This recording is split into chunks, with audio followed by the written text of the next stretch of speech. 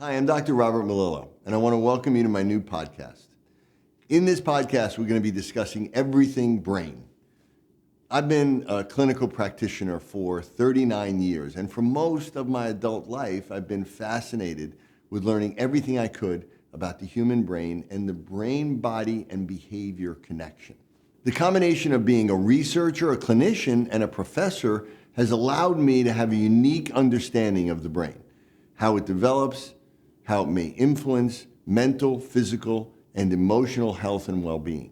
I've studied and worked with some of the most challenging and confusing conditions that are related to the development of the brain. Autism, ADHD, dyslexia, learning disabilities, OCD, schizophrenia, bipolar disorder, anxiety, and many others. As a parent and a professional, I always wanted to understand what's actually happening in the brain of people who have these conditions. The bottom line is, the brain controls everything. Every thought, every movement, sensation, and function that your body carries out is really controlled by your brain. And if the brain isn't functioning in an optimal and balanced way, it can have and cause a whole host of physical, mental, and emotional issues and symptoms. I've developed the most effective way to identify and change the brain, and this approach is called the Melillo Method. But this doesn't just apply to somebody who has a specific condition or disorder. It can also be used to help enhance anybody's brain, and therefore their physical and mental health. I believe that the brain is the secret to understanding almost everything that happens to us on a day-to-day basis. However, even though it's the most important organ in your body, it's the organ that most people know the least about. Also, there are so many misconceptions about the brain and how to change it, improve it, or impact brain function. In this podcast, I'm going to be joined by two co-hosts at times. First is Dr. Peter Scire.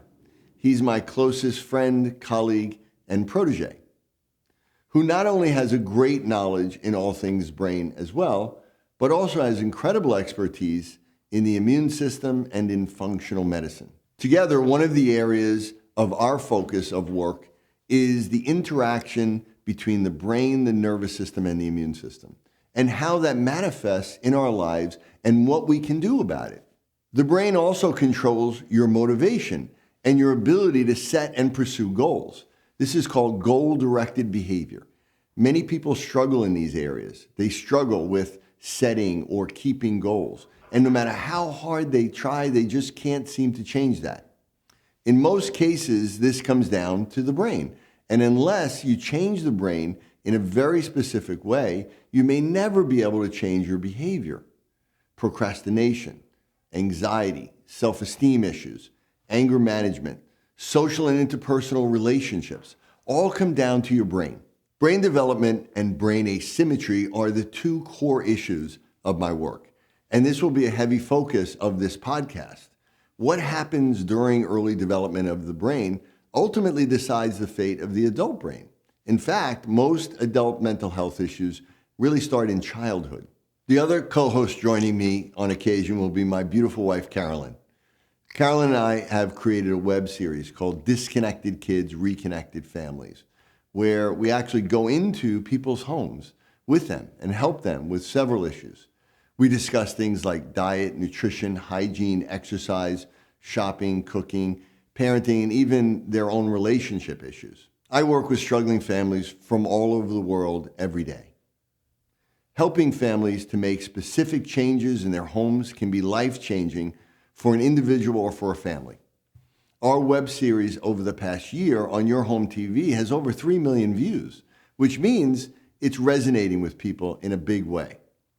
Occasionally, we'll also be talking to some people from around the world that Peter and I find really fascinating and have great information to bring to the public.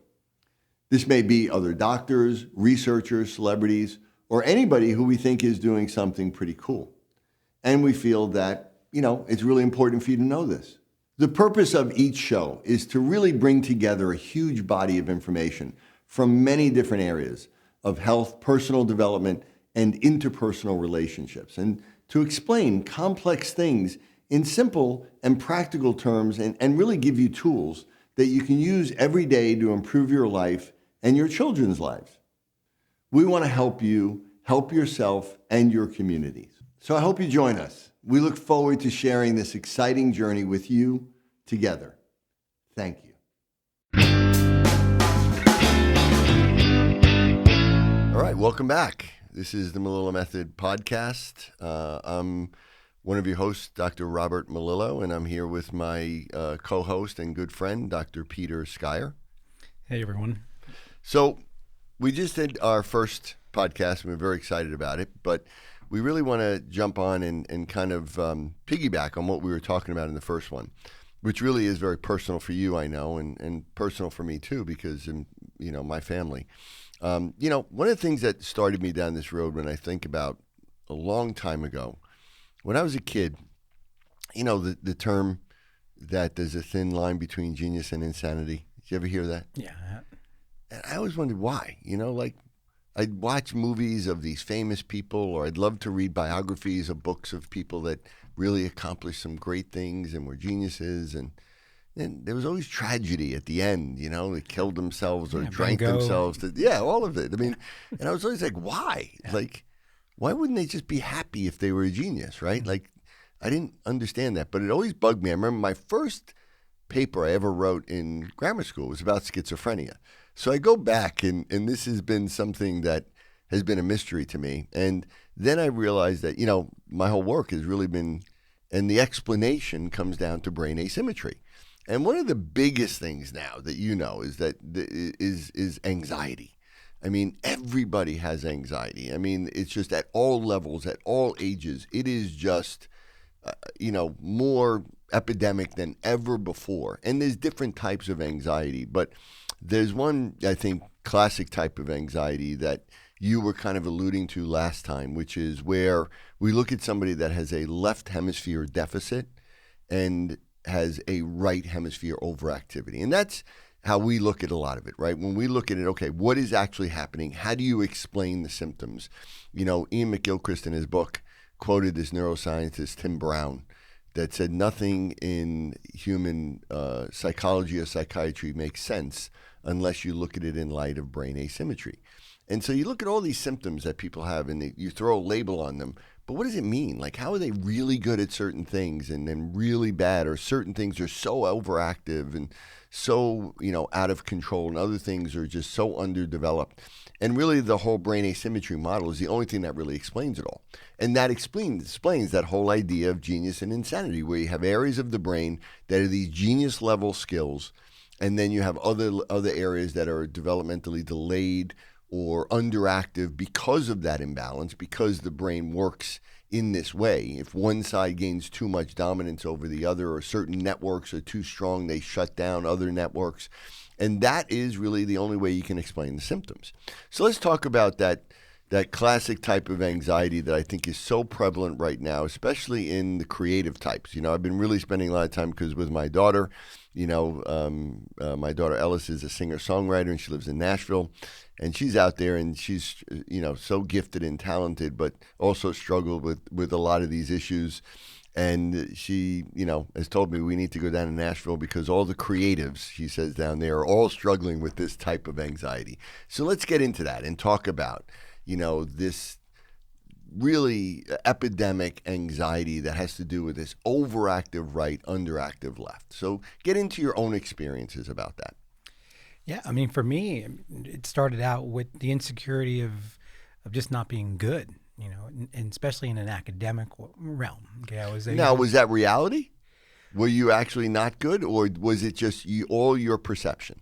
No, early on in my life, I was really a poor reader. Okay, right. I struggled with being able to just learn how to read. Mm-hmm. Okay, put a baseball bat in my hand or football in my hand. I could excel early on. From early on in my life, I was a good athlete. So that was the gift that it came with, that right brain gift that you had. Yeah. And then from there, learning how to read, learning math, being a good speller. But the other thing that I could do too was, always wanted to be funny. I was always wanting to be liked by others and wanting to fit in with others, and probably also could be considered the class clown, because I'd be the kid that would always be really super social and make friends real easy. Yeah. A friend of mine this past week was joking about how, like, I'm the unofficial mayor of my town in Atlanta. Everybody knows me, or I know them, and I know my kids pick on me all the time because we go out and people are like, "Hey, there's Dr. Pete," or "There's Peter," like that. It's like, everybody, and it's just, well, it's that social thing. And then I think. And what about your crazy gift for finding directions? That dead reckoning ability you have is crazy. Yeah. But you can drop Peter in the middle of anywhere. You drop him in the middle of a forest, and somehow he'll find his way out to the best restaurant that's near, or the best clothes store. And then before we're done eating, we'll have the owner of the restaurant coming down and sitting down with us and eating with us or something like that. Right. But no, I think for me, so the gifts were, the socialization ability, reading others, being able to, make friends very easily. But the struggles came down to the academics. And then as I got older, really having to work really hard and intensely to be able to compete and try to ultimately get into, maintain good grades to get into college. But with that also came, I think, some of the mania that I could have at times, and really, if I spend too much time in my right brain at times, I could become very super sensitive emotionally, or could fly off the really fast and could emotionally reactive. Yeah. That old expression of you can make a mountain out of a molehill, that easy thing like that. I could really get to the point where something was very trivial that really could set me off really fast. And the mood swings that I could have these dramatic mood swings where I could be very happy and very excited about things, but then next thing I know, I could be really, super depressed or unhappy about various things. So that was the biggest thing. But the ultimate thing that came down was the idea of early on, didn't want to get in front of people, never asked me to stand in front of a class and put me on the spot to perform, okay?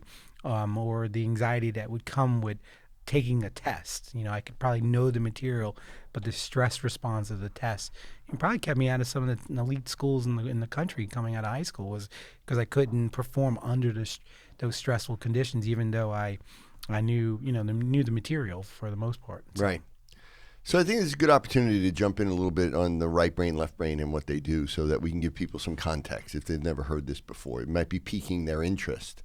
So let's talk a little bit about it. First of all, the brain develops from what we call the bottom up, meaning that it starts from like the brainstem and it works its way up through child development. And a lot of the early milestones are really about doing that.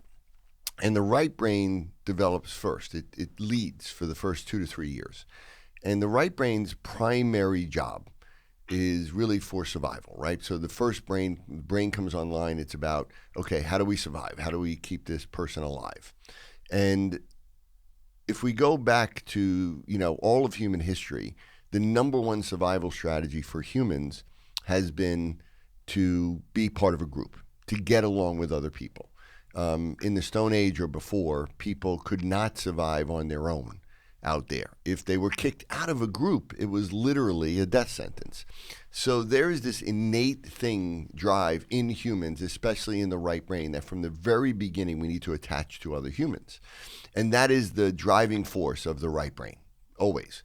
This social brain, the ability to, connect with other people. And it first starts with connecting with our own body and with our parents, obviously, attachment to our parents. Babies can't survive alone. And then right away, children, toddlers should be drawn to other children and go out there. And that's one of the biggest things that I think is missing in autism, right? You get a lot of these kids that have no desire in other children. They don't even notice that they're around. They may not even really want to or have a drive to attach to their own families or their own parents. That attachment piece is underdeveloped. And really it starts with attaching to your own body, feeling your own body, feeling sensations like pain, hunger, thirst, temperature, when you have to go to the bathroom, when you're tired. And then that leads to right brain emotions that are what we call negative emotions, but are really there for, one, protection. So what we call withdrawal behavior. If there's danger, let's get the hell out of there. But also to connect with other people and make sure that we understand the rules of social interaction and that we get along with other people and that other people like us, because if we get kicked out of a group, we're dead, right? So there's these right brain emotions: sadness, fear, sense of danger. We have so many kids when they're younger, they have no sense of danger, right? They will just run out in the car in the middle of a street or go into water. And many parents, even as they get older, that's one of their biggest fears. Embarrassment, shame, guilt. A child can't learn right from wrong unless they feel guilt and shame. But along with that comes empathy, comes connection, comes love and attachment to other people. And that's really what the right brain is about. It's about attaching to other people, feeling our body, being able to then read other people's emotions and comparing them to our emotions. If I don't feel pain, and we get a lot of kids that have these right brain delays, especially on the spectrum, that they may have tremendously diminished pain or no pain. I had a father that was in from California last week, and his son had a broken leg. And literally, the bone was separated. He had to go through surgery. I mean, that's probably one of the most painful things you can have. Child never cried. They were in the ambulance, and the ambulance people were like, how is he not like screaming in pain right now, right? And we know that there's an area in the right side of the brain called the insular cortex, which is where we connect with our own body and where we feel pain and temperature and, smell and taste and those things. And that needs to develop. But if you don't feel pain, then you don't understand somebody else's pain and empathy. And so when we look at, as that operates in a normal level, then we are able to develop normal relationships, normal attachments. And if we don't, then we can have attachment disorders, or we can have a certain level of anxiety that can come from an over sense of danger, like that there's something bad about to happen. Many young kids, my daughter used to say that she couldn't sleep at night because she was in constant fear that something bad was going to happen to me or my wife, or we were going to die, or someone was going to break into the house. But she never told us that because she didn't want us to feel bad. The other is, as you said, you want people desperately to like you because there's something called rejection sensitivity. And rejection sensitivity dysphoria is when there's too much fear of rejection. So you literally feel like you're going to die if you get rejected by a group. And so ultimately, the fear of embarrassment, of shame, of guilt, over-reading, you're oversensitive to people's emotions and facial expressions. And, we know that there's papers that have shown this and research. The salience network is that network, and the attention network on the right side. And so what we see in the classic type of over-dominant right brain anxiety is people that have this sense of foreboding or fear or something bad's about to happen, or they have this social anxiety that I'm going to be judged by other people and that they're judging me harshly or negatively. And they feel like this imposter syndrome, like, even if they're incredibly talented at something, they don't feel it. They judge themselves harshly, and they're very self-critical. They have low self-esteem because of that, and they have this sense of guilt or shame, even if they don't do anything wrong, and this ultimate fear of rejection, right? Now, people talk about this in psychological terms and psychobabble and all of this, but really it's neurology. And that is really a lot of the anxiety that we see along that now. And when we have overactivity of the right, we're going to have a deficit on the left. So why don't you talk about what the left brain does and how that's supposed to develop and, and the different issues that you can have with a deficit on the left side. Yeah, so the left brain is going to come on around the end of that 3-year level of life. And that's when we're starting to see a more development of our language centers come on. So in my instance, I didn't have that. I didn't have the benefit of those language centers developing. So that's what led to me having such a problem with being able to learn my basic alphabet, being able to phonetically sound out words. My mom would sit there and show me like CH and say ch and want me to repeat it, and came out in all different ways. So that ability to have your learn your alphabet, learn your numerical operations or your basic math skills, or more what that left brain is going to do early on. And then as far as being able to even write and being able to write and control your fine motor aspects. So your right brain is going to have this more relationship of gross motor function, but the left brain is what's going to allow us to have these very precise functions of our small muscles of our mouth, our small muscles of our tongue, and so be able to create these sounds. And then the left brain auditory center is going to allow us to have this precise differential between the sound of ch versus sh. So for someone like me, that was impossible. It was very hard to delineate between those such small changes in those letters and the combination of those sounds that are happening in hundreds of nanosecond speed. Mine was happening probably in 1 second intervals. So decoding and phonics problems or phonemic awareness issues. Yes, exactly. Which is the foundation of reading. Yeah. And so for all that time and going through, and my mom trying to just say this and repeat it over and over, and she would have me in front of the mirror trying to make that sound and generate that through my mouth. It was an impossible task. And so then what happens is, what do? You fail over and over and over. And imagine that for a kid who's hypersensitive and biggest fear is being embarrassed in front of a group, right? Yeah. And imagine being asked to read out loud when you can't read. Yeah. So, I mean, going to school, going to first grade or second grade, and that teacher that wants you now to, hey, Peter, read that sentence, or, get up in front and back when they had spelling bees, right? And they'd pick 10 people, and I'd be the one hiding in the back of the classroom trying to make sure I wasn't picked to get up in front, knowing that they're going to give me this word, and I'd probably be the first person to miss the word. And so that's the biggest thing that comes with that, is the idea that you're going to just fail, and you're going to have this tremendous amount of shame and rejection, and you're going to be called silly and stupid and ignorant, dumb. Okay. And so for me, the only way I found to have any type of balance to that was going outside and being and playing sports and wanting to be outside and use those large muscles of my body and activate my right brain. But in one sense, doing that was great. But in the other sense, I'm building up the stronger side and might be now slowing down the underside, the other underactive side, even and worse. Right. And so. Yeah, so for those children that are out there that are early, parents are looking at them and they're going, okay, we got to kindergarten, we got to first grade, and now my child is having a difficulty learning sight words, a difficulty learning basic vocabulary words, or hey, we are trying to teach them, phonics, or we're trying to have them learn some basic writing skills.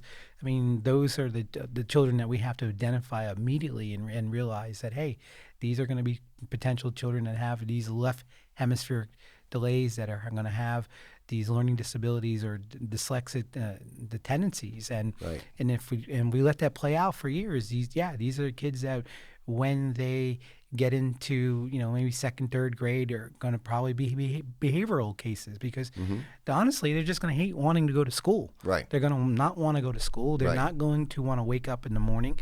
They're going to task avoid. Task avoidance is a big issue. Everything they can to get out of what they need to do, because that's what I did. I mean, I remember I had all these strategies, or, hey, Mom, on any day that there was an exam, like, hey, I'm sick today, okay? Or I could even begin to come up with the idea, I'm going to have a fever at night, okay?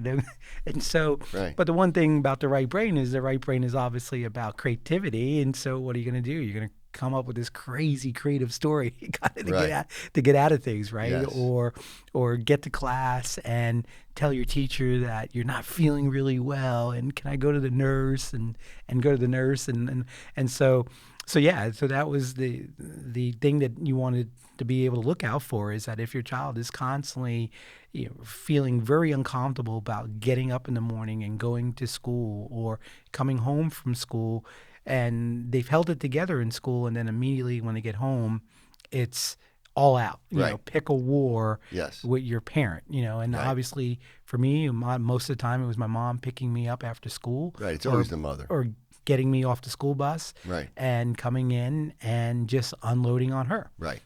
Yeah, because you'll do it with the people that are closest to you that have unconditional love, but you would never do that in front of other people because it's embarrassment and shame and all of that. And even though you feel, and then you suffer from the guilt of doing that to your mother, who you love more than anything. And the left brain generates emotions, what we call positive emotions, or what we call approach behavior. So happiness is a left brain function. Pride, feeling proud of yourself. But also anger is more of a left brain emotion. And the left brain also generates motivation. So if you find it hard to motivate yourself, even as an adult or even as an older, people that procrastinate, that just can't get themselves to do anything. We talk about that all the time. Tony Robbins, I think he's great. And he talks about, if you want to do something, sometimes just change your state. Mm-hmm. But if your brain is literally out of balance, you can't change your state, because all the things we're talking about, any emotion, any feeling, phonics, there are specific parts of the brain. There's specific neuroanatomy and neuroscience that goes along with that. And we could spend, and we should spend, at least one session of this just talking about how, overactivity of the right hemisphere, especially areas like the Broadband area 46 and 9 or the dorsal lateral prefrontal cortex, on the right is going to, create things like shame and guilt and sadness. And then it's going to cause a deficit on the other side of joy and happiness and pride. And if you have decreased joy and happiness with increased sadness, shame, and guilt, that's the definition of major depressive disorder. Mm-hmm. And so you could explain every single thing by talking about that, by a deficit in the area of your brain that does decoding and phonics with an increase of the ability to hear tone of voice in other people, so you're more sensitive to any sort of emotional sound that somebody else may put out, but you can't hear letter sounds, right? And so that equals having trouble with reading. Metacognition, the ability to judge ourselves accurately. We see that people with overactive right brain, underactive left, they tend to overjudge themselves too harshly. And they feel like everybody else is judging them like that. And it can be overwhelming for them. And again, just being sensitive, it's almost like they're psychic. They're so sensitive to other people's, they're empaths, right? Their empathy is out of control. So they're feeling everybody else's pain and emotion. And it can be overwhelming, especially in a small child that doesn't know any different than that, right? And so this is where a lot of anxiety starts. And this is where, they struggle in school and with academics and memory. Conscious memory for details and facts is a left brain thing. We get a lot of parents and kids that say, they just learned the times table last night and then they woke up this morning and it was like it fell out of their head. Mm-hmm. Meanwhile, trauma, psychological trauma and abuse lives subconsciously in the right brain. So that is more heightened and you don't really even realize it's there because it's a subconscious memory. And so, you get people with metacognition that are left brain strong that have too much pride or too much happiness, right? That's mania or that's narcissism. And so going back and forth. As you know, this was really the basis of my TED Talk that I did last year. That was banned because it didn't fit with modern or traditional psychology or medicine. And they literally banned my TED Talk because it was too advanced, which I thought was the point of TED Talks, right? Didn't you think that was supposed to be bringing cutting-edge information? Yeah, my understanding over the years and what we used to see was that they wanted people that were pushing the envelope a little bit and trying to evolve different disciplines. And so, yeah, definitely was shocked when you told me that it was the only one of particular TED groups that yours was particular banned because it wasn't mainstream. Right. But in fact, it is mainstream. And it's all based on science. I mean, they asked me, give me show me the science. Everything I just said, everything you just said, we have tons of papers and books and science that backs it up. And I've actually written a lot of this stuff and published a lot of this research myself. And just so you understand, I had one woman recently. I was lecturing to a group of parents, and this one mom was also a speech therapist, and I guess she felt threatened in some way because probably never heard any of this, and she said to me, I said, all of this is published in papers. I'll give you the papers, you can read it. And she said, is it in peer-reviewed journals or is it peer-reviewed? And I was like, there's no other, what other type of research is that? And I understand that most people don't know that, but just so you know, it's like, that's a stupid question, right? There's no journal out there that isn't peer-reviewed, right? That's the point of it. You have some of the best scientists in the world that review your information and try to tear it apart. I mean, we have had some papers where we've had to fight for 11 months going back and forth with revisions before it was published. That one that was published in the Journal of Autism and Developmental Disorders. It took us 11 months of back and forth fighting to change it before they said, okay, we now accept this. So that's why you have some of the best scientists in the world and some of the best journals in the world really attacking anything you put out there. And you have to go through this kind of fire before it gets published. And then you have some numbnuts at TED who probably doesn't know anything and isn't a researcher and a scientist and says, oh, we don't think there's enough research to support this. You have no idea what you're talking about. Anyway, getting back to where we're talking about. So, there's so many people out there now that are struggling with this. If you're a person out there that feels this overwhelming social anxiety or this over fear of danger and anxiety that something bad's going to happen, and it probably goes back to your childhood, that you may struggle with self-esteem issues, and you feel like people are judging you too much, or you feel like people think negatively and you think negatively of yourself and you're your own worst enemy, and that you have trouble because you feel depressed. But yet you may have manic bursts where you just start working out like mad, or you just start doing creative things, or you're writing, goals over and over and over, but never go anywhere because you don't have really any organization, or your room may be a mess, or you're procrastinating all the time, that you may have struggled with reading or processing or with memory for details and facts, but you're as smart as anybody out there. And you have an unusual gift, maybe. And so, and when we talk about left brain, right brain, a lot of people say, well, it doesn't always, it sounds too simple. But it's really broken down into it. So if you look at people that have right brain skills and, the different subsets of personality traits and abilities, you have some people that are great athletes. I've worked with some of the best athletes that are these right brain dominant people. You talked about being an athlete yourself. I was a pretty good athlete myself. Somebody that's a dancer or physically, kinesthetically gifted.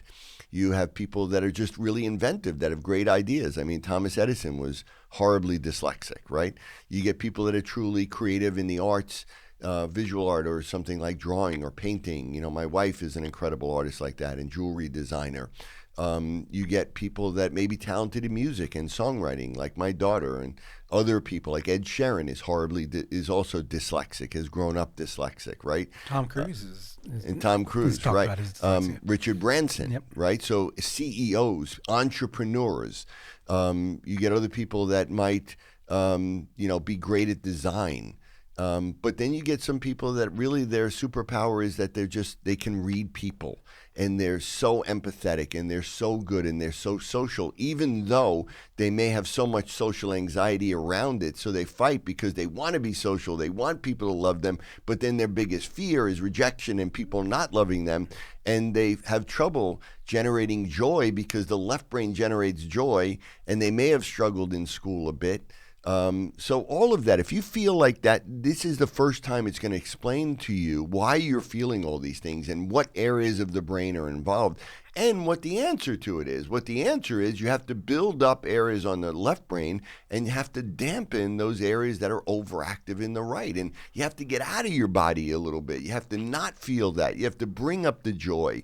And that's the answer. And then there's all types of immunological issues that may come along with that, and gut issues, and all those other sleeping issues, and substance abuse issues, and problems with motivating yourself, and that leads to shame and guilt. And so this is so common, but I want people to know that, people may walk around feeling like they're broken, and they don't understand it, and no one's ever explained it to them, and they feel like they're the only one.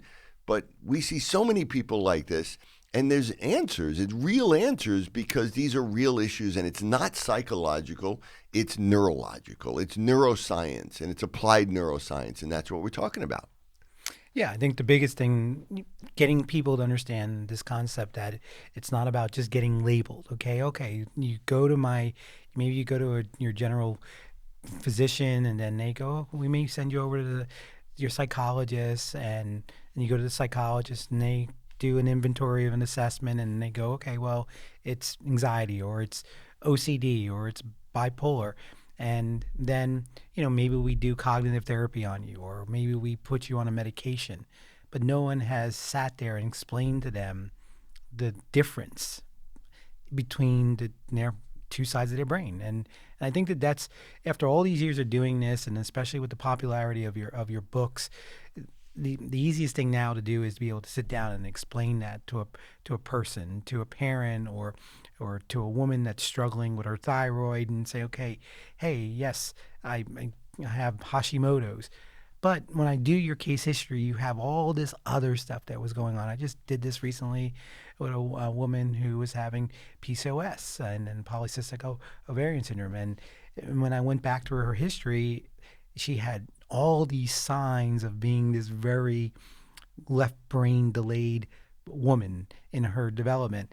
And she was talking about this impact that it was having right now on her and her husband that recently just gotten married, and they're struggling with trying to get pregnant, and so these are things, and her anxiety about it. And so once I started speaking to her about brain asymmetry and relating it back to these other symptoms that were in her medical history, because she literally called my office and said, hey, I heard that you can do things for women with Hashimoto's. And I said, yes, I can, but I also take a bigger perspective of all this. And so when I sat down with her, and she started, and I said, so tell me more about your development in your early parts of your life, and that you're ADHD or you're dyslexic. She's like, yeah, well, I had these hyperactive moments, but really I struggled in school, and I had to really work really hard. Right. And I said, well, who told you that you had ADHD? She's like, well, my mom thought I had ADHD, and then I went and saw this counselor, and he said I had ADHD. I said, no, you don't have ADHD. In fact, you probably had an undiagnosed learning disability or dyslexia. Right. And I said, and now here's what's happening. And I think the big thing that I like to go to about the asymmetry is really explain what we were just talking about, the idea that the hemispheres, the left brain is going to have this approach behavior, the right brain's going to have this avoidance behavior.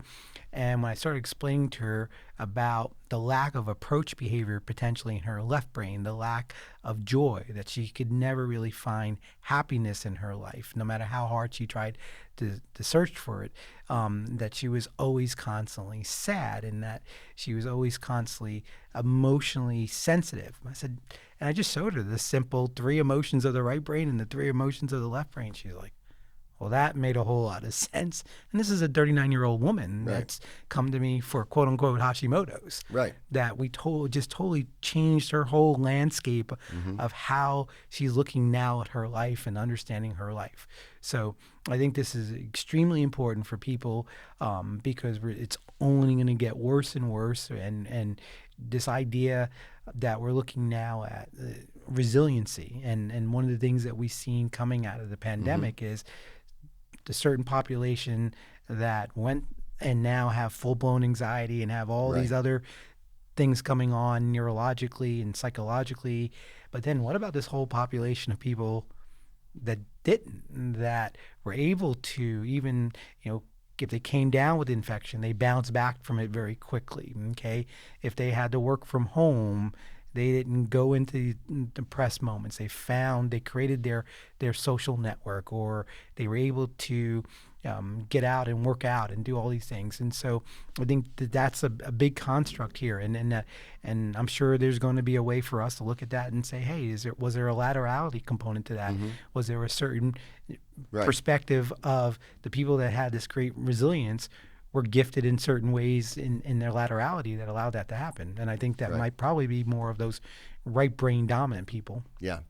And I think that's the whole thing. I mean, it's not that we're saying that medication doesn't have a role or that can be helpful or that psychotherapy doesn't help or counseling or, traditional medicine in many ways. But most of the time, they're just managing symptoms. They're not really dealing with the core issue. If the core issue is in the brain, if the core issue is this imbalance between these different networks in these areas, and you're giving medication or you're doing talk therapy or whatever, you can help and it can help and it can manage things, but you're not dealing with the core issue, and that's the point. What we want to do is get to the core issue. What is the root problem so that we can fix it? Because most people are told that, well, you got this label and that's it. You're stuck with it for the rest of your life. Kevin James, obviously, when we work with his daughter, he was on my Instagram. Anybody, we want to follow a video of that. And he talks about that. He was just told, well, your daughter has these horrible tics and you just got to learn to live with them. And we were able to get rid of them in 3 or 4 weeks, pretty much. So, that's the thing I think that we want people to know more than anything else is, first of all, if you understand this model that we just created, if you experience it, then you know what we're talking about. And you're probably saying to yourself, holy crap, no one's ever explained it to me like that before. And it makes perfect sense. And it describes me to a T since I've been a child, right? And probably your mother had the same issues, by the way. Your father had the same issues. And you understand that, wow, okay, someone's explaining me in a way where now we have hope. I mean, that's the thing. You walk in my center, and the first thing it says is hope lives here, right? And we want to give hope, not false hope, real hope based on real things. Now, it's very different, and it's going to go against any paradigm that you may have heard before. And so, again, that may, make people feel like nervous or whatever. Some people are going to love this. Some people are going to hate it. It's okay. We've gone through that we're pretty worn on that now after like 20 years of this, right? Some war wounds. But, the same thing is, hey, if you want to come on and discuss it or you want to debate it, come on, bring it on, man. We'd love to. Anybody wants to come in here and talk to us and go through it, and we'd be happy to have a discussion on it. But it goes back to what we were talking about in the last episode, the idea that we have all this clinical time that we worked with in these individual cases, and you and I both can go back into our head and go, okay, remember that case, remember that case, remember that case. Right. Look where that child is now. Okay, the children that were very young when we started working with them early in my career. I mean, most of those kids were 5 and 6 years old. I've been doing this for the 20s. So some of those kids are older than my own son now, and I know where they are. And so to say that it doesn't work, the construct that it doesn't work, no, it does work.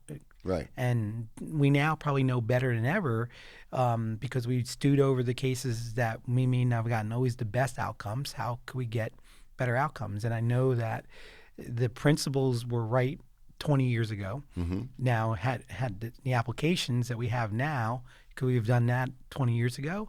Would that child's trajectory even be a whole lot better? Absolutely, It would be. Right. So the evidence is there. We know we can change the brain. We're seeing it every day. We also see other people in the field of brain science do things, but we're talking about the specificity of it. Right. Okay. And everything we're talking about, we've pretty much proved in research, and it is evidence-based. And we're going to be doing more and more research to show that. But I think, it's about people knowing. Now, a lot of people are probably out there saying, well, what do you mean by stimulate the brain, and how do you do that? And we're going to get to that. We're going to get to all of it. And again, if you want to get a version of it, you can read my book, Disconnected Kids, or some of the other books that are out there, or some of the papers, if you really want to get into it.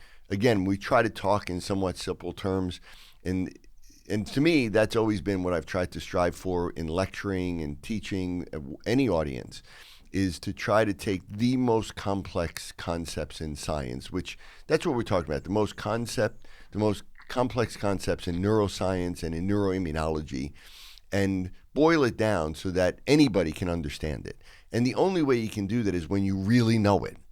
We know people that are speakers that speak in incredibly eloquent, sophisticated ways that people walk away and they're like, wow, they sounded really smart, but I don't know what the hell they said. And they really do it because they don't know it, right? Mm-hmm. So we want to bring this into, and it's always got to be a practical thing. So we're going to talk about what people can actually do for themselves, or how to change this, or how to do these things, because that's what it's all about for us. It's not about the minutia of just what is wrong, but what does it mean and how do you do something about it. So in the future, we're going to bring all this stuff for you, but this was just an example of one model that I think right now anxiety is so prevalent at every age, and this is one form of anxiety. There's another form of anxiety that is more of a right brain deficit with a left brain overactive, and we'll talk about that at some specific time. But I think this was a good way to really kick this off and really get into the kinds of things we're going to be talking about that I don't think anybody else is talking about at this level and really has the answers for it. So I think this was great. Absolutely it was, and I think we're going to have a great perspective on being able to integrate so much information from so many different points of view and labs, and bring, hopefully bring out some of the people we want to speak to on a regular day, and go back and say, what were you thinking about this in this paper, and how can we apply it clinically? Yeah, to me, the rock stars are the researchers that write papers and textbooks, and that's where, to me, those are the people that I'm like, wow, I can't wait to meet that person. So anyway, great job. We'll do it all again soon. We're going to be lecturing this weekend, and so I hope you enjoyed this. Again, you can always reach me at drrobertmelillo.com or on Instagram at Dr. Robert Melillo. Peter, Dr. Peter Scire, Scire, and reach out. I have a practice on Long Island. Peter is down in Atlanta, so if you're looking for anybody or you're looking for us, you can reach out. And again, if you go to my website, you'll be able to find that information. We'll also post some of the information here. But there's also, as Peter said, thousands of people that we've trained throughout the world that are out there, and there's about 100 or so people certified in my method at this point in time. I'm on Long Island. You're in the Atlanta area. Where's your address? I'm in South Atlanta, in actually Noonan, Georgia. So it's about Okay. 20 minutes from downtown Atlanta, 20 minutes from the airport. So easily fine. I work with families internationally, families that come in from around the country. So yeah, it makes it easy for people. Yeah, so if you want to work with us directly, you can do that. And we'll look forward to it, or anybody that tell them about us, and we'll be looking forward to speaking to you again. And any feedback is great. Have a great day.